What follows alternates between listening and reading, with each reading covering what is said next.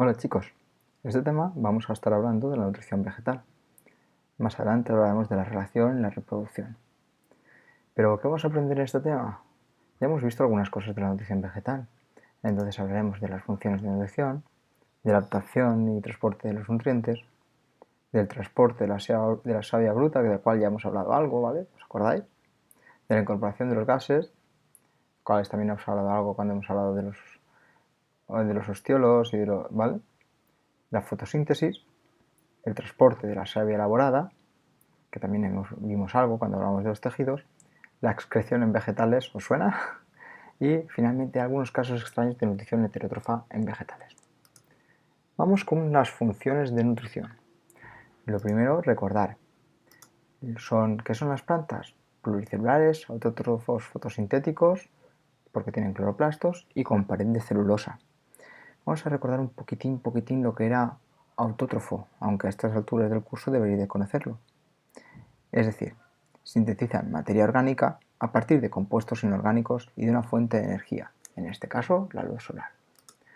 Los dos grandes grupos del reino plantas, recordar que se organizaban dependiendo del tipo talus o el tipo cormo, que vimos cuando estudiábamos los diferentes reinos. Las talófitas, recordaros, las talófitas no poseían auténticos tejidos ni órganos. Estaban muy ligadas al agua, aunque sean terrestres, como ¿quién? Los musgos y las hepáticas. Su reproducción tiene lugar en el agua y acordaros, siempre viven en ambientes húmedos. ¿Vale? Por su parte, eso eran las talófitas. Acordaos que carecían de vasos conductores, necesitaban el agua que estuviera cerca y sobre todo para poder evitar la desecación. Habían dos grupos, musgos y hepáticas. Luego teníamos las cormófitas, y dentro de las cormófitas, ¿os acordáis de ellas? Eran el resto de plantas. Encontrábamos dos grupos, las pteridófitas y las espermátidas. Estas en las que tenían auténticos tejidos, ¿vale? Y tenían raíz, tallo y hojas. Y cada cosa se estaba especializada en una cosa. El transporte y la realización de la fotosíntesis en el tallo, el transporte, fotosíntesis en las hojas y la absorción en la raíz. Les llamamos plantas vasculares porque realmente tenían tejidos y aparte tenían unos vasos conductores por donde iba el xilema y por donde iba el floema. Muy bien chicos, pero ¿cómo obtenemos y transportamos los nutrientes? Muy sencillo, ¿vale? Acordaros que ¿quién se encargaba de la absorción de agua? De la absorción de agua lo acabamos de decir hace 2 minutos. Se encargaba la raíz. ¿Por qué? Por un proceso que hemos estudiado ya unas cuantas veces llamado osmosis. Pasaba de un medio hipotónico, que es fuera de la raíz, a un medio hipertónico. Para ello, lo que tienen que hacer en las células que están en la raíz, cerca de la epidermis, es concentrar. Y tenían unos pelos radicales, al final los pelos siempre son lo mismo que las microvillosideas, etc., para aumentar su superficie.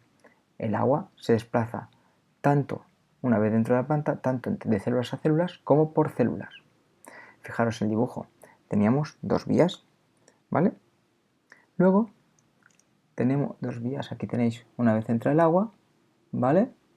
Va de célula a célula, pero también funciona entre las células. Mirad, de célula a célula, por aquí, y entre las células por aquí. Bueno, la entrada de sales minerales y transporte activo se incorporan por la raíz mediante dos procesos diferentes, lo que os estaba explicando. La vía apoplástica. Las sales minerales entran disueltas en el agua y pasan a través de los espacios intercelulares y de las paredes vegetales de la celulosa. ¿Vale? Es decir, ¿qué quiere decir esto que os acabo de decir de la vía B o apoplástica? Lo que pasa es que por aquí no llega a entrar dentro de las células, sino que pasa entre ellas. ¿Vale? ¿Hasta dónde? Hasta donde llega, hasta la banda de Caspari. La banda de Caspari, la tenéis ahí abajo en el dibujo, es una banda de células donde es necesario que sí o sí las atraviese. Entonces ahí necesitamos de un transporte activo. Y acordaros que el transporte activo requería de ATP. ¿Vale? Por su parte, la vía simpática o vía A, las sales entraban ¿vale? Las sales entran mediante transporte activo a las células. ya directamente. Pero una vez ha entrado mediante ese transporte activo, aquel que necesita ATP, simplemente va a través de las membranas plasmáticas y de los plasmadermos. Ya no necesita más transporte. ¿Ok? El nitrógeno que se absorbe lo absorbemos en forma de nitratos, ¿os suena? Y si hay un déficit, nos viene bien que haya micorrizas o rizobio. Las micorrizas que están producidas de rizobio, ¿vale? Lo que hacen es transformar ese nitrógeno a nitratos. Normalmente, ¿vale? Esto se asocia, es una relación simbiótica, se llaman nódulos radiculares, ¿vale? Y es entre la bacteria Rhizodium, ¿vale? Y las raíces, sobre todo de plantas leguminosas. Las bacterias que viven en los nódulos de las raíces fijan el nitrógeno atmosférico al suelo para que la planta lo pueda asimilar. La planta le proporciona materia orgánica a las bacterias. Estas plantas, gracias a esto, pueden vivir en suelos pobres en nitrógeno. ¿Vale? Recuerda, agua más sales minerales va a formar la savia bruta. Recuerda que para absorber las sales minerales, ¿vale?, solo pueden ser absorbidas si están disueltas en agua. ¿Vale? Eso quiere decir que entran en forma de aniones, nitratos, sulfatos, cloruros, o cationes, sodio, calcio, hierro. Entran en la raíz por transporte activo, ¿vale?, a través de ATPasas. El carbono, el oxígeno y el hidrógeno constituyen entre el 90 y el 95% del peso seco de la planta y entran en ella junto con el dióxido de carbono, el oxígeno atmosférico o el agua del suelo. El nitrógeno, como hemos dicho, en forma de nitrato y ion amonio. Las plantas han de fijarse mediante un complejo ciclo en el que intervienen microorganismos. ¿De acuerdo? Venga, vamos a ver el transporte de la savia bruta. Esto es un poco más complicado. Ya os dije que aquí entrábamos en un poquito un mundo de teorías, ¿vale? Existen unas 3 teorías cómo podemos transportar ese savia bruta desde la raíz, ahí lo veis en el dibujo, hasta las hojas. Claro, pensar en una planta pequeñita es muy sencillo, pero pensar en una planta grande, ¿vale? Como un secuoya. Esto se explica mediante la teoría de transpiración, tensión y cohesión. Ya os la conté un día, pero ahora vamos a explicarla un poquito más en serio, ¿vale? Lo primero que tenemos que entender es que es la capilaridad, perdón, la que le permite al agua subir por un tubo muy fino debido a la cohesión y a la tensión. ¿Vale? Vamos a ver, imaginaros, la transpiración del agua, ¿vale? Eso hace que en las hojas se produce una presión de aspiración en la agua. Esto, junto a la fuerza de cohesión de los enlaces de hidrógeno, hace que el agua pueda ir subiendo a través del xilema, de las hojas del xilema, arrastra la columna de la savia bruta y provoca su ascenso de forma continua, desde la raíz hasta las hojas, sin que exista un gasto de energía. Muy importante, si tuviera que gastar la energía, la planta gastaría muchísima energía para esto. ¿Vale? La segunda es la fuerza de tensión. ¿Vale? Aspira el agua hacia arriba ya que se crea un gradiente porque las hojas y el xilema por la salida del agua por los estomas. Eso se llama gutación. ¿Vale? El agua sale por transpiración o evapotranspiración y a medida que las células de dicha cámara van perdiendo agua, la concentración interna de solutos aumenta. Eso provoca que por osmosis, tiene que entrar agua y eso hace que entre agua a esa cámara y esa agua viene de algún sitio. ¿De acuerdo? Así genera una fuerza de tensión que tira de todas las moléculas de agua y llena los vasos leñosos. Y la tercera, la cohesión del agua entre sí produce un ascenso de la savia bruta, ¿vale? Y la última parte es la presión radicular. Si yo estoy haciendo fuerza desde abajo para arriba, eso crea, ¿vale?, que las plantas puedan subir. Esta parte solamente sería válida para plantas muy muy pequeñas, pero bueno, si las juntamos los tres seguro que algo tiene de sentido. Si yo necesito incorporar gases, vamos a ver cómo lo hace. La incorporación de los gases. Los gases tienen que entrar a la planta sí o sí, pero ya saben más o menos por dónde se incorporan. Las plantas precisan de dióxido de carbono como fuente de carbono en la fotosíntesis, pero ojo, y oxígeno como aceptor final de electrones en la respiración aeróbica. Vuelvo a repetir, las plantas hacen la fotosíntesis, pero también respiran, ¿eh? Los gases lo que hacen es que se incorporan mediante los pelos radicales, las lenticelas, los vasos leñosos o los estomas. Por esos 3 lugares entran, no entran por más sitios, ¿eh? Los estomas, ahí los tenéis, ¿vale? En esquematizados, y ahí los tenéis en unos dibujitos. Acordaros que el agujero que quedaba se llamaba ostiolo y las células de alrededor se le llamaban células anexas o células oclusivas. La apertura y el cierre de los estomas se regula por diferentes factores ambientales. ¿Qué factores ambientales? Pues obviamente uno de el más importante es cambios en la concentración de ion potasio. ¿Vale? Realmente es el ion potasio cuando está muy concentrado, es cuando se abren los estomas por tener más agua. Entran más aguas en las células anexas y estas se abren. Pero oye, también se abren por la luz. ¿Cómo que por la luz? Sí, si hay luz se produce la fotosíntesis, disminuye la concentración de dióxido de carbono al procesar la fotosíntesis y los estomas se abren para que entre más dióxido de carbono. Durante la noche la concentración de dióxido de carbono aumenta, por lo que por la respiración celular y por tanto los estomas se cierran. Así favorecemos, ¿vale? La respiración celular normalmente favorece la pérdida de agua. Otra cosa sería el dióxido de carbono. Si la concentración, como hemos dicho, de dióxido de carbono en los espacios intercelulares es elevada, los estomas se cierran. Lo que no ocurre, no es necesaria más cantidad de dióxido de carbono. Así evitamos la pérdida de agua. Las altas temperaturas.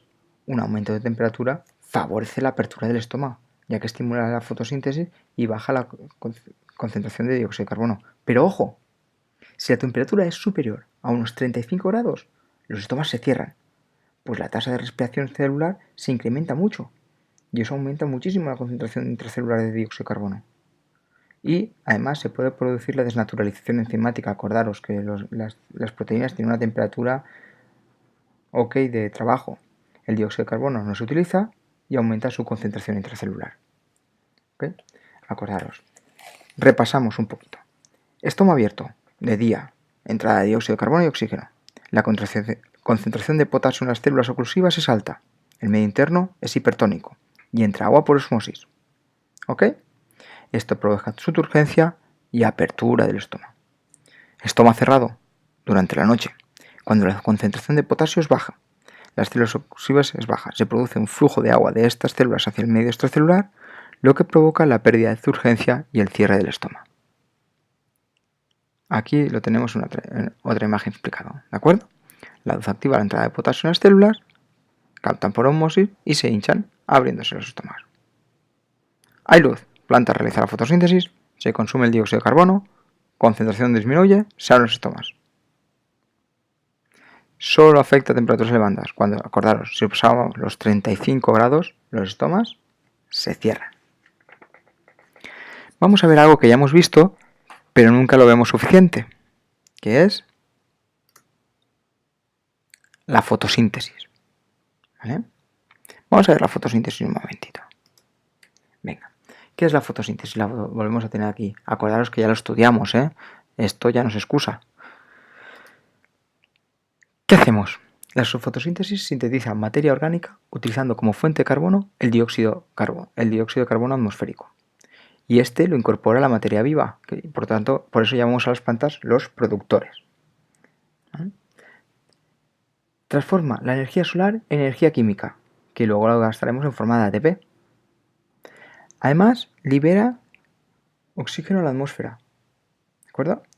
¿Dónde tiene lugar la fotosíntesis? En los cloroplastos, pigmentos fotosintéticos o fotorreceptores. Existen dos tipos de cloroplastos. La clorofila A y B son verdes, absorben colores violeta, azul y verde. Los carotenoides, amarillos y rojos, absorben violeta, azul y verde. Ojo. ¿Y de qué depende la eficacia de la materia orgánica por unidad de tiempo? ¿Vale? La cantidad, no cantina, cantidad. Depende de la intensidad lumínica. ¿De acuerdo? El aumento de intensidad lumínica eleva el rendimiento fotosintético hasta un valor límite. Y ahí deja de crecer. ¿Ok? La concentración de oxígeno y de dióxido de carbono. La de dióxido de carbono habrá más fotosíntesis a mayor concentración de dióxido de carbono. Ojo, hasta un punto también. Concentración de oxígeno. ¿De acuerdo? La concentración de oxígeno en el aire, cuanto más oxígeno haya en el aire, menor es el rendimiento fotosintético. Porque la rubisco, que fija el dióxido de carbono para hacer materia orgánica, deja de hacerlo. La temperatura también es importante. Al aumentar la temperatura, lo hace también la actividad fotosintética, hasta alcanzar una temperatura óptima como os hemos hablado hace un momento. Y la escasez de agua también, ¿vale? ¿Por qué la escasez de agua? Porque la escasez de agua, los sistemas se cierran para evitar la pérdida de agua y esto dificulta la entrada del dióxido de carbono. ¿Vale? La fotosíntesis consta de dos fases. Consta de una fase luminosa, acordaros, donde se transforma la energía luminosa en energía química. ¿De acuerdo? En esta fase ocurre en la membrana de los tilacoides de los cloroplastos. La energía de la luz solar es transformada en ATP, que al final es energía, y en ADH, ¿vale? Que eso es el poder reductor, mediante un sistema de transporte electrónico y como es inducido por la luz solar, fotoinducido. La rotura de la molécula de agua, llamada fotólisis, proporciona electrones a la cadena y en la reacción liberamos dióxido de carbono. Por su parte, en la fase oscura fotosintética es independiente de la luz. Ocurre en el estroma de los cloroplastos. Mediante reacciones del ciclo de Calvin se utiliza la energía del ATP y el NADH generados en la otra fase para fabricar glucosa a partir de dióxido de carbono en una serie de reacciones bastante complicadas. Ya lo veréis eso más el año que viene.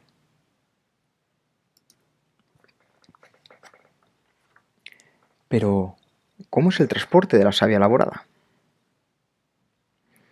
La savia elaborada vamos a ver que es un poquito más complicada que la savia bruta de transportar. Más que nada porque acordaros que la diferencia era que las células de la savia elaborada, de la savia bruta, las traqueidas, estaban muertas, y las del floema, ¿vale? Estaban vivas o al menos tenían su citoplasma. El transporte de la savia elaborada normalmente son sacarosa, que es sacarosa y aminoácidos principalmente y agua, lo realiza el floema. Acordaros, células vivas comunicadas entre sí por placas cluibosas, ¿vale? Mediante la translocación en sentido ascendente y descendente por el flujo de presión entre las fuentes y sumideros. ¡Wow! En otoño las placas cluibosas se tapan con calosa. ¿Y esto que acabo de decir qué es? Vamos por parte. ¿Vale? Lo que hemos dicho. La savia elaborada está constituida por una disolución con diversos aminoácidos, glúcidos, como la sacarosa, que se han formado en la fotosíntesis. Y se transforma desde las fuentes, que es el lugar donde se realiza la fotosíntesis y se exportan órganos a los productos excedentes, ¿de acuerdo?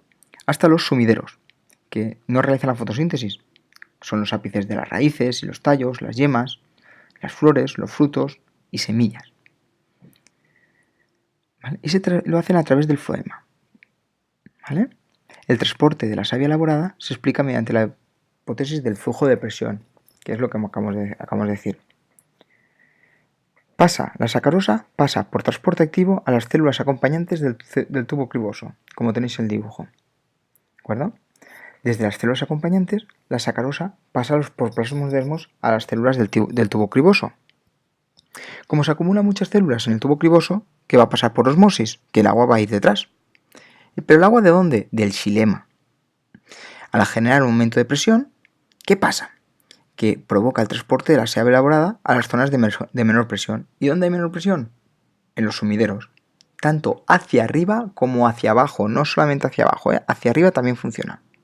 Una vez en los sumideros, la sacarosa sale del tubo criboso y se utiliza para sintetizar biomoléculas como el almidón y la celulosa.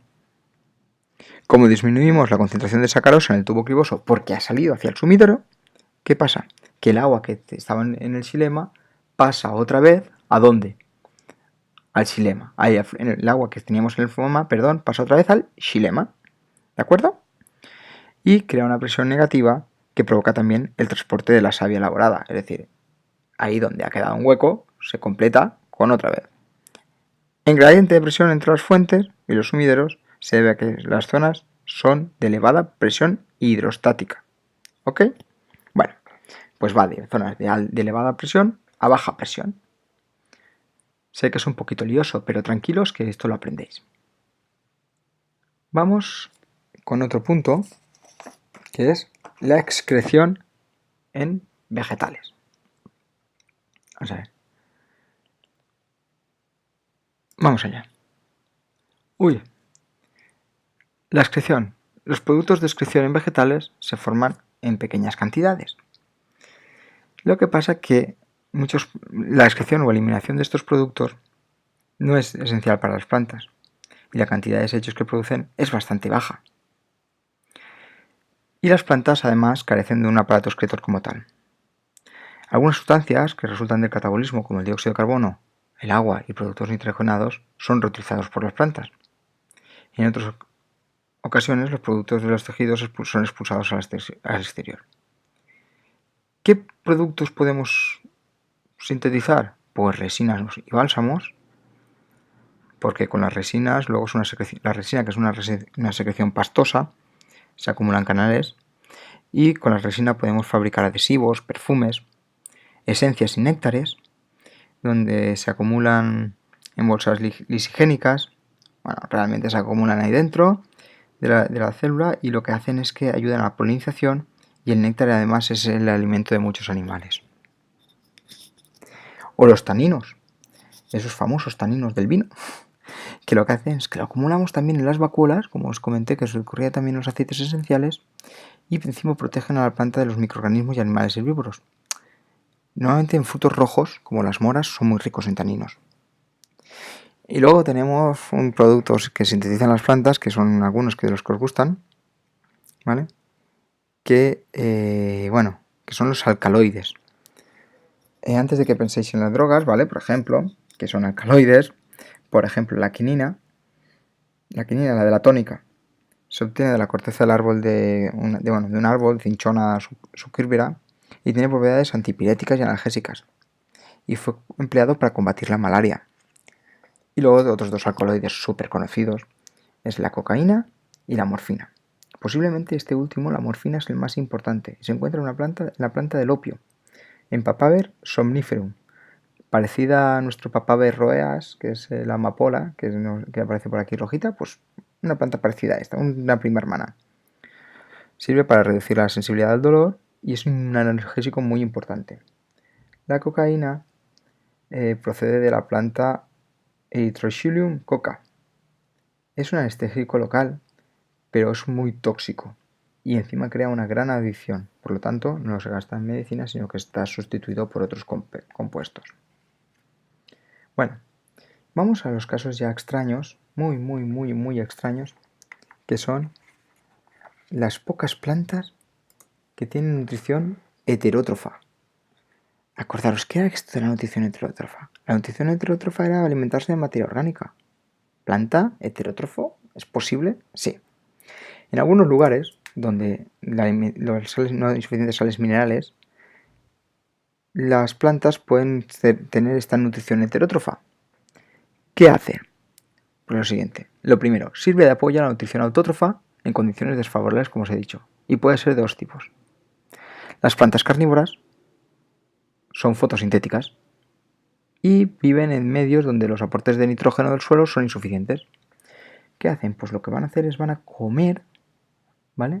Van a completar su nutrición con insectos que capturan y gracias a líquidos o diferentes formas, ¿vale? Los van a digerir. Una vez digeridos en la zona normalmente de las hojas, entra solamente los nitratos o lo que necesite, ¿vale? Las sales minerales que necesite, las absorbe y esos son sus sales minerales por ahí en lugar de por la raíz.